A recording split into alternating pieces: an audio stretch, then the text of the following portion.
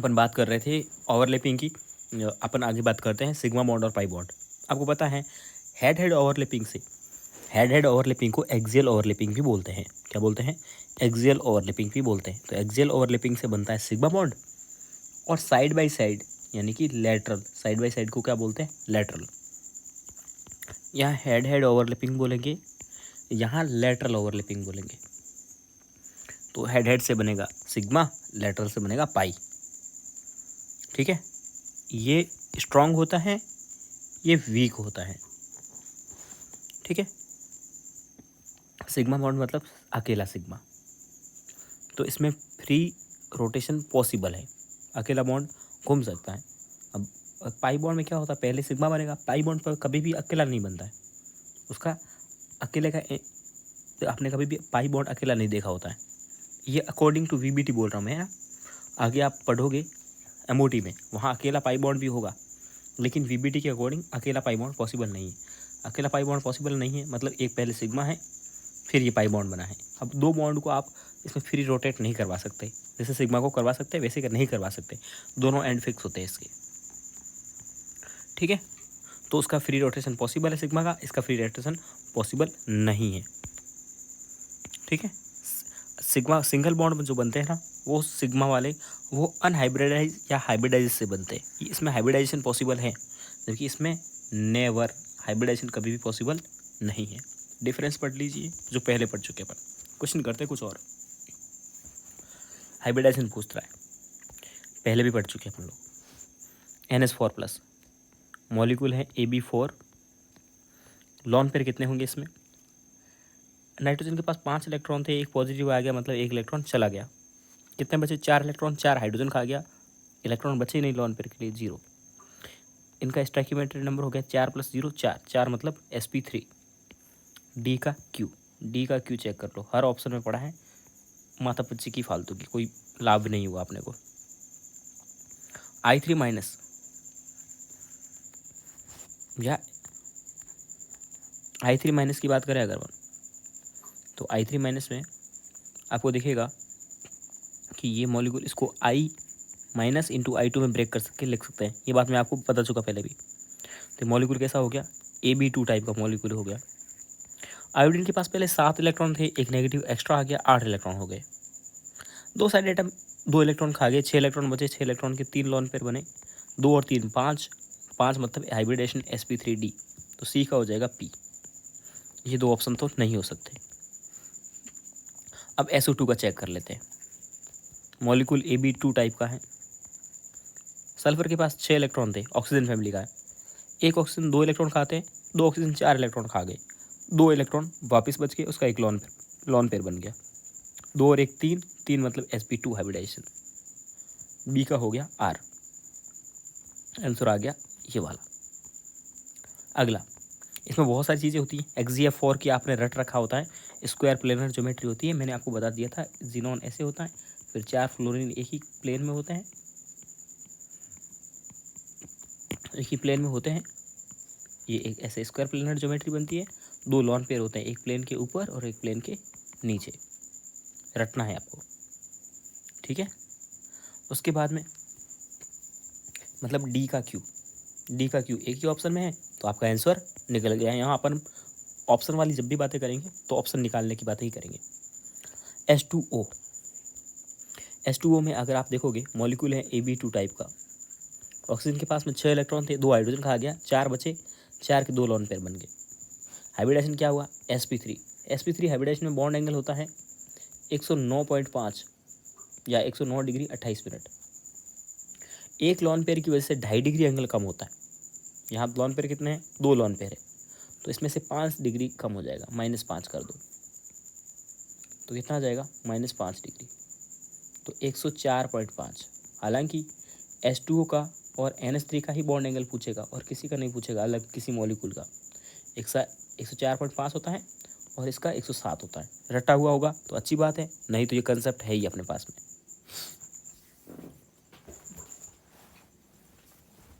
Bond angle value पूछेगा तो hybridisation से ही निकालना है ऐसे। अगला फिर से रटा हुआ है अपने को, SF4 सीसॉ शेप का होता है, या फिर पाई शेप का, या के शेप का होता है। सल्फर होता है और ये फ्लोरीन, ये फ्लोरीन, ये फ्लोरीन और ये फ्लोरीन और ये एक लोन पेयर, ये रटा हुआ होना चाहिए। इसमें ये पाइप, ये बॉन्ड और ये बॉन्ड ये अनइक्वल होते हैं, मतलब अलग लेंथ के होते हैं, ये अलग लेंथ के होते हैं। तो ए का 3 दो ऑप्शन में आ रहा है। NH4 का प्लस का क्या होगा, अभी अपन बात करके आए थे, ये है मॉलिक्यूल AB4 टाइप का। लॉन पेयर इसमें 0 था, अभी जस्ट ऊपर पता करके आए थे। तो AB4L0 अगर आप टेबल से पता करोगे तो ये होता है टेट्राहेड्रल। तो डी का आएगा डी का आएगा फर्स्ट। आंसर आ गया। ओके, मतलब एग्जाम में क्वेश्चन कैसे करने वो बात बता रहा हूँ। ये वाला जो क्वेश्चन आया है इसमें कौन पूछा है कि जीरो ओवरलैपिंग, तो NCERT में आपको दिया है ये diagram, positive overlapping, negative overlapping, zero overlapping. तो आप देखोगे ना, तो ये देखिए, एक तो ये जीरो ओवरलैपिंग का एग्जाम्पल है, ये जीरो ओवरलैपिंग का एग्जाम्पल है। तो इसमें आंसर तो ये चला जाएगा, जीरो ओवरलैपिंग, है ना। बाकी वालों की बात करते हैं। ये किस टाइप की ओवरलैपिंग है भाई, ये पॉजिटिव पॉजिटिव को ओवरलैप कर रहा है, नेगेटिव नेगेटिव को ओवरलैप कर रहा है, तो इसको बोलेंगे पॉजिटिव ओवरलैपिंग। सेम सेम को ओवरलैप करता है तो उसे पॉजिटिव ओवरलैपिंग बोलते हैं। ये भी पॉजिटिव ओवरलैपिंग है, सेम सेम को ओवरलैप कर रहा है। ये पॉजिटिव नेगेटिव को ओवरलैपिंग कर रहा है, नेगेटिव पॉजिटिव को ओवरलैपिंग कर रहा है, तो इसको बोलेंगे नेगेटिव ओवरलैपिंग। ठीक है, ये सारे आपको कल मैंने समझा दी थे कल की वीडियो में। ठीक है, ये एलन का NCERT वो है ना, केमिस्ट्री एट अ ग्लांस, उसका क्वेश्चन है, बट NCERT का क्वेश्चन है, इसीलिए मैंने इसको ले लिया था। अगला बोलता है which of the following species has same number of sigma bond and pi bond, मतलब अगर 5 सिग्मा है तो 5 ही पाई बॉन्ड होने चाहिए। अब आपको ये थोड़ा सा ऑर्गेनिक में लेके जाता हूँ मैं आपको। कार्बन की वैलेंसी 4 होती है, ठीक है, कार्बन की वैलेंसी 4 होती है। कार्बन कार्बन बनाया, 6 हाइड्रोजन है, तो हर एक को 3 3 दे दो। हर एक आप देख रहे होंगे हर एक कार्बन ने 4 बॉन्ड बना दिए हैं। इसमें पाई बॉन्ड तो है ही नहीं, इसमें सारे के सारे सिग्मा बॉन्ड है। कितने हैं, 3 और 3 6 और 1 7, इसमें 7 सिग्मा है, पॉसिबल ही नहीं है। इसमें अगर आप देखोगे तो कार्बन है, ये कार्बन है, 4 हाइड्रोजन है, 2 तो दे दो।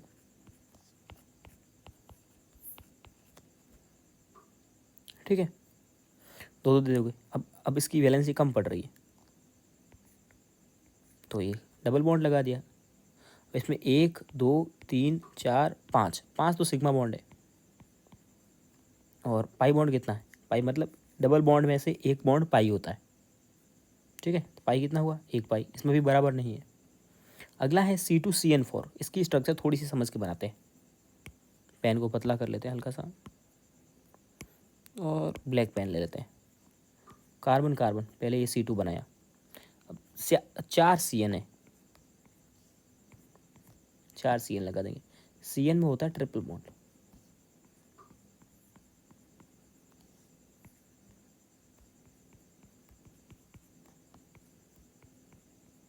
ठीक है। अब आपको बताऊं मैं आपको रेड से, अगर सिंगल बॉन्ड है इसका मतलब इसमें 1 सिग्मा है, डबल बॉन्ड है मतलब 1 सिग्मा है 1 पाई है, ट्रिपल बॉन्ड है तो मतलब 1 सिग्मा है 2 पाई है। मतलब पहला बॉन्ड हमेशा सिग्मा होगा, बाकी वाले पाई होंगे, ऐसे बोल सकते हो आप। तो यहाँ सिग्मा काउंट करते हैं पहले, 1 2 3 4 5 6 7 8 9, 9 सिग्मा है। पाई कितने होंगे, ये दोनों पाई, ये दोनों पाई, 4 और 6 2 8। अब आप देखोगे ना, तो इस कार्बन की जो वैलेंसी है ना वो भी आपको कंप्लीट करनी पड़ेगी। तो यहाँ पे भी डबल बॉन्ड लगाना पड़ेगा, क्यों, इस कार्बन को 4 बॉन्ड बनाने।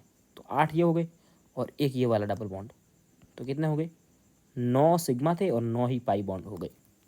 तो यही एक ऐसा मॉलिक्यूल है, ये आपका AIEEE का आया हुआ क्वेश्चन है।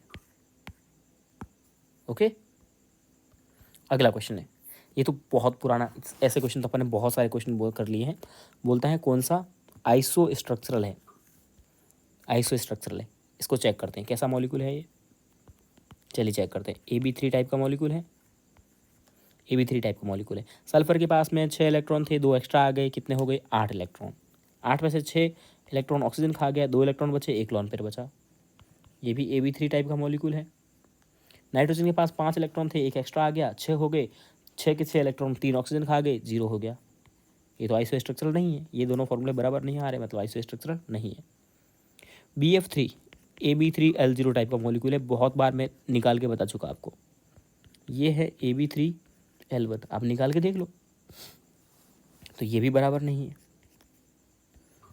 ये BRO3 AB3 टाइप का मॉलिक्यूल है, ब्रोमीन के पास 7 इलेक्ट्रॉन थे, एक नेगेटिव एक्स्ट्रा आ गया 8, 8 में से 3 ऑक्सीजन 6 इलेक्ट्रॉन खा लेंगे, एक बचेगा, एक लॉन पेयर।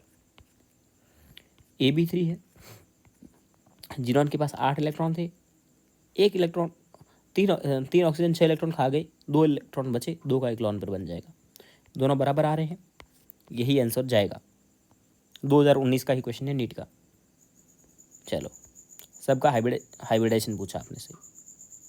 सबसे पहले BF3 का बताते हैं, ठीक है, जिसका बोलोगे उसका बता दें। चलो, आप बोल रहे हो इसका बताओ, इसका बता देते हैं। बेरिलियम के पास कितने इलेक्ट्रॉन होते हैं? मॉलिक्यूल AB2 टाइप का है।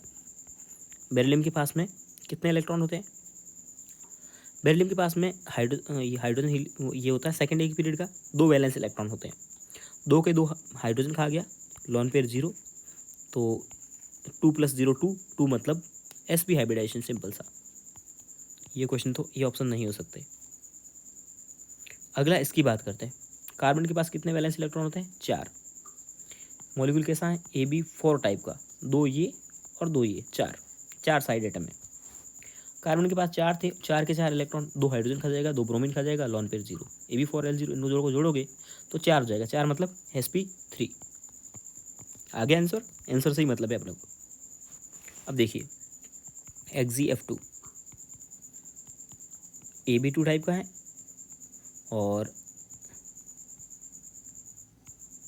8 इलेक्ट्रॉन थे, 2 फ्लोरीन खा गया, 6 बचे, 3 लॉन पेयर बन गए, 5 हुआ, 5 में sp3d होगा, ये ऑप्शन नहीं हो सकता। अगला XeF4, जिनॉन के पास 8 इलेक्ट्रॉन थे, 4 फ्लोरीन खा गया, 4 बचे, 4 में 2 लॉन पेयर बन गए, ये हो गया 4 और 2 6, sp3d2, ये ऑप्शन नहीं हो सकता, ये भी नहीं हो सकता। बच गया आंसर। अगला है प्लेनर। मैंने क्या बोला था प्लेन में? V shape, T shape, square planar, triangular planar, ये सब प्लेनर ज्योमेट्री होती है। XeF4 को आपने रट रखा है, स्क्वायर प्लेनर होता है, रट रखा है ना, मेरे बोलने पे रटोगे ही आप, तो स्क्वायर प्लेनर होता है। SF2 मॉलिक्यूल कैसा है, किस टाइप का है? ये AB2 टाइप का है। सल्फर के पास 6 इलेक्ट्रॉन थे, 2 फ्लोरीन का आ गया, ये तो AB2L2 टाइप का हो गया। अब AB2L2 टाइप को अगर आप टेबल में जाकर देखोगे, V शेप का होता है। I3- बहुत बार आ गया अपने सामने में, I- और I2, और AB2L3 अभी पहले निकाल के आए हैं। इसमें बॉन्ड पेयर कितने पूछ रहा है? बॉन्ड पेयर कितने? 2 बॉन्ड पेयर है, 2 है। लॉन पेयर कितने हैं? 3 है। आंसर कौन सा जाएगा? Second option. आसान क्वेश्चन, कोई बड़े हार्ड क्वेश्चन नहीं बनते। ये बोलता है जो P का हाइब्रिडाइजेशन है इसमें, वो और किस में है, तो इसका हाइब्रिडेशन सेम किस में, मतलब इस फॉस्फेट का निकालते हैं। कैसा मॉलिक्यूल है? AB4 है। फॉस्फोरस के पास में 5 इलेक्ट्रॉन थे, 3 एक्स्ट्रा आ गए, 8 इलेक्ट्रॉन हो गए। 8 इलेक्ट्रॉन को एक ऑक्सीजन 2 इलेक्ट्रॉन खाता है, 4 के 4 ऑक्सीजन 8 इलेक्ट्रॉन खा गए, लॉन पेयर 0 हो गया, हाइब्रिडेशन 4 + 0 sp3। अब अपने को चेक करना और किस ऑप्शन में sp3 हाइब्रिडेशन है। ICl4- की बात करते हैं। आयोडीन के पास 7 इलेक्ट्रॉन थे, एक एक्स्ट्रा आ गया, 8 हो गए, 4 क्लोरीन खा गया, 4 इलेक्ट्रॉन बचे, तो 2 लॉन पेयर बन गए, AB4L2 टाइप का। इसका तो हाइब्रिडाइजेशन तो 4 और 2 6 sp3d2 बन रहा है, ये तो नहीं पॉसिबल है। SO3 देखते हैं। मॉलिक्यूल AB3 टाइप का है। सल्फर के पास में ऑक्सीजन फैमिली का है, 6 इलेक्ट्रॉन थे, 3 ऑक्सीजन 6 इलेक्ट्रॉन खा गए, लॉन पेयर बचा नहीं, तो 3 + 0 sp2 हाइब्रिडाइजेशन बन जाएगा इसमें, ये भी पॉसिबल नहीं है। NO3- AB3 टाइप का मॉलिक्यूल है। नाइट्रोजन के पास 5 इलेक्ट्रॉन थे, एक एक्स्ट्रा आ गया, 6 हो गए, 6 को 6 ऑक्सीजन खा जाएगा, क्योंकि एक ऑक्सीजन 2 इलेक्ट्रॉन खाता है, 3 ऑक्सीजन 6 इलेक्ट्रॉन खाएंगे। तो Ab3L0 टाइप का मॉलिक्यूल बन गया। ये भी पॉसिबल नहीं है, इसमें sp2 हाइब्रिडेशन है, तो यही आंसर जाएगा। अगला है XeF2, XeF4, XeF6। कितने लॉन पेयर हैं XeF2 में? अभी अपन ने बताया था। अब आपको XeF2 की पहली बात तो यहाँ लॉन पेयर काउंट करना तो बहुत आसान बात है, आप कर लोगे। हालांकि उसके बाद भी आपको स्ट्रक्चर इसकी याद होनी चाहिए। ऐसे बता चुका मैं आपको, 3 लॉन पेयर होते हैं इसमें। XeF4 में 2 लॉन पेयर होते हैं, तो इसमें 3 होंगे, इसमें 2 होंगे, और इसमें सीधी सी बात एक ही होना है। ऑप्शन ऐसा ही जा रहा है। हालांकि आपको निकाल के भी दे सकते हो, इसका निकाल के देखते हैं। AB6 टाइप का मॉलिक्यूल है, जिन्होंने के पास में 8 इलेक्ट्रॉन थे, 6 फ्लोरीन खा गया, 2 इलेक्ट्रॉन बचे, 2 इलेक्ट्रॉन में 1 लॉन पेयर बचेगा, तो इसका लॉन पेयर कितना हुआ? 1। चेक भी कर सकते हैं, लेकिन जिनोन XeF2, XeF4 का आपको याद होना चाहिए स्ट्रक्चर। बोलता है किसमें मैक्सिमम लॉन पेयर है, तो लॉन पेयर काउंट करो। इसमें तो अभी अपन निकाले हैं 2 लॉन पेयर है, 2 लॉन पेयर है। ClF3 की शेप भी आपको याद होगी। ClF3 को मैंने बताया था कि आपको शेप याद करनी है, टी शेप का होता है ना, और 2 लॉन पेयर होते हैं। हालांकि लॉन पेयर आप काउंट भी कर सकते हो, बट मैं इसमें लिखूंगा कि 2 लॉन पेयर होते हैं। SF4 आपने याद कर रखा है, पाई शेप का होता है, 1 लॉन पेयर होता है इसमें, ठीक है।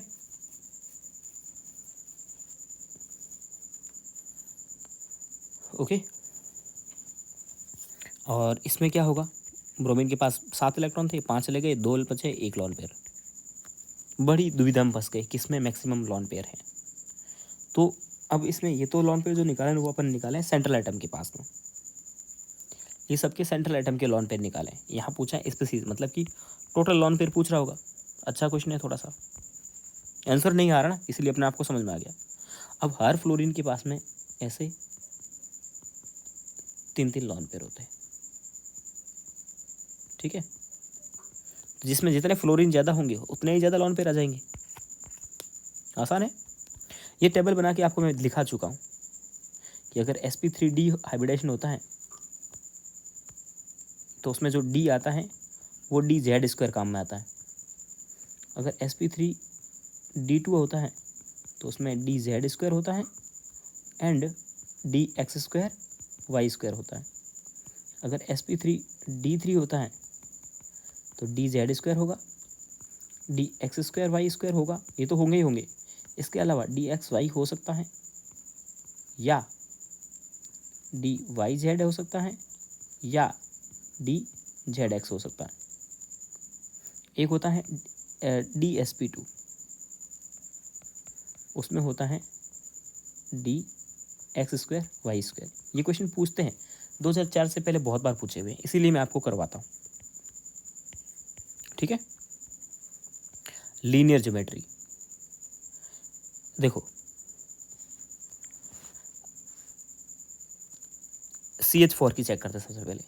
AB4 टाइप का मॉलिक्यूल है, कार्बन के पास में 4 इलेक्ट्रॉन थे, 4 हाइड्रोजन खा गया, लॉन पेयर 0। AB4L0 अगर आप चेक करोगे टेबल आपको याद हो गई होगी, तो टेट्राहेड्रल आ रहा है। मुझे याद है, मैं तुरंत बोल देता हूँ, 2-3 बार लिखोगे बनाओगे तब याद होगी। ये तो टेट्राहेड्रल है। अब जैसे लीनियर पूछ रहा है, ये दोनों टेट्राहेड्रल हो गए, ये दोनों ऑप्शन कट गए।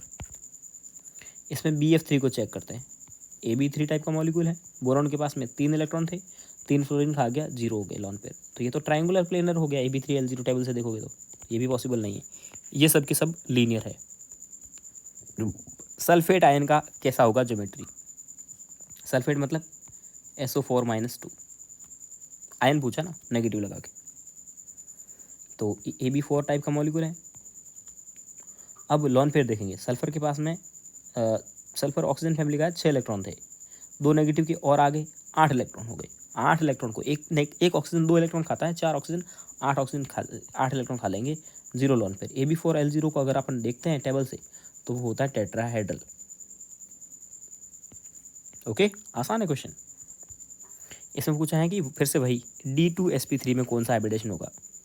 तो अभी आपको लिखा है मैंने, जस्ट ऊपर ही तो लिखा है, ये देखिए आप, D2sp3 में dz² और dx²y²। अगला है, चलिए ये जेई का क्वेश्चन आ गया, AIEEE का। बोलता है बॉन्ड्स नॉट इक्वल।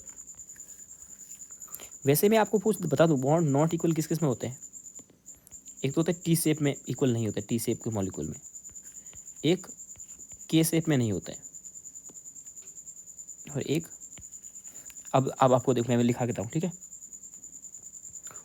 क्वेश्चन आएगा ना कि बॉन्ड नॉट इक्वल, क्योंकि ये जेई में बहुत बार आया, मैं भी आपको पहले ऊपर 2 बार क्वेश्चन करवा चुका हूँ, जितने भी अभी तक क्वेश्चन हुए ना उसमें से। बॉन्ड नॉट इक्वल, ये याद रख लो, आप नोट बना के लिख दो, अपने नोट्स में लिखते हो ना वहाँ बॉन्ड नॉट इक्वल्स। तो इसके एग्जाम्पल में कौन कौन आएगा, टी शेप वाले आ जाएंगे। और शेप टी शेप कौन कौन सा होता है वो आपको निकालना आता है।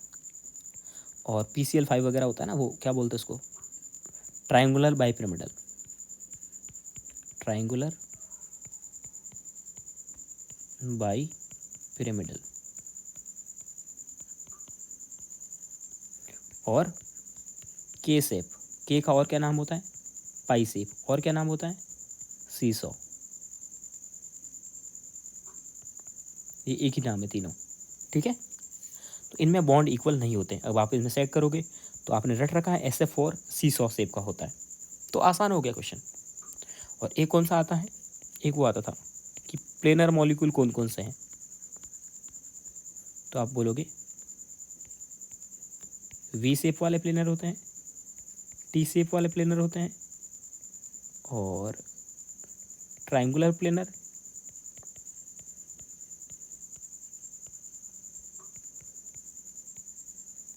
और स्क्वायर प्लेनर। इनके तो नाम में भी आ रहा है कि प्लेनर है, ये मॉलिक्यूल प्लेनर होते हैं। तो ये नोट बना के लिख दो तो आपके काम आसान हो जाएगा। अभी मैंने इसमें इतना ही काम लिया रखा है, तो अपन आगे और क्वेश्चन करेंगे। अब मुझे नहीं लगता है कि आपको हाइब्रिडाइजेशन, ओवरलैपिंग और ऑक्टेट, आपने क्या क्या पढ़ा अभी तक केमिकल बॉन्डिंग में, ऑक्टेट रूल पढ़ा, हाइब्रिडाइजेशन पढ़ा है, साइज शेप और ज्योमेट्री पढ़ा है, और बस इतना ही तो पढ़ा है। अब अपन कल आगे बढ़ते हैं डायपोल मोमेंट में, ठीक है। क्वेश्चन कुछ और भी करेंगे अपन लोग, जेई के सारे क्वेश्चन करवा लूँगा। अब मैं आपको देखो, जेई के सारे क्वेश्चन करवा लूँगा, नीट के सारे क्वेश्चन करवा लूँगा, तो आपका सारे क्वेश्चन एग्जाम में बन जाएंगे। क्वेश्चन आसान होते हैं, आपने देखे अभी तक सारे क्वेश्चन आसान होते हैं, बट यही है कि क्वेश्चन सारे आसान होते हैं, बट क्या होता है कि इन्फॉर्मेशन बहुत सारी होती है, इसीलिए अपन लोग उसको कलेक्ट करके रखना, उसको लगातार पढ़ते रहने से ही हो पाता है, नहीं तो पॉसिबल नहीं होता है। ऐसा नहीं है कि कुछ हार्ड आएगा। अब मैंने आपको सीधी सिंपल जितनी बातें बताई ना, क्वेश्चन उसी में से आना है, क्योंकि मैंने कुछ छोड़ा भी नहीं है ना, सारे क्वेश्चन करवा दी, सारी चीज़ें बता दी। तो कल अपन आगे बढ़ेंगे। पहले एक वीडियो आएगा छोटा, बॉन्ड ऑर्डर, बॉन्ड एंगल का, ठीक है। मैं यहाँ लिख लेता हूँ ताकि बॉन्ड एंगल आ जाएगा। उसके बाद में अपन पढ़ेंगे, देखो बॉन्ड एंगल का वीडियो आएगा, उसके बाद एक आएगा डायपोल का वीडियो, टॉपिक बता रहा हूँ, और एक आएगा MOT का, MOT की भले भी 2 या 3 वीडियो आ सकते हैं। उसके बाद एक आएगा वीक बॉन्डिंग, मतलब वॉन्डर वॉल या हाइड्रोजन बॉन्डिंग, ये सब। उसके बाद एक आएगा आयनिक बॉन्डिंग का, ठीक है। एक आएगा फैजान रूल, एक आएगा लैटिस एनर्जी। इसके ये इतने वीडियो आएंगे, बॉन्ड एंगल का एक वीडियो, डायपोल का एक वीडियो, MOT के 1 या 2 वीडियो, वीक बॉन्ड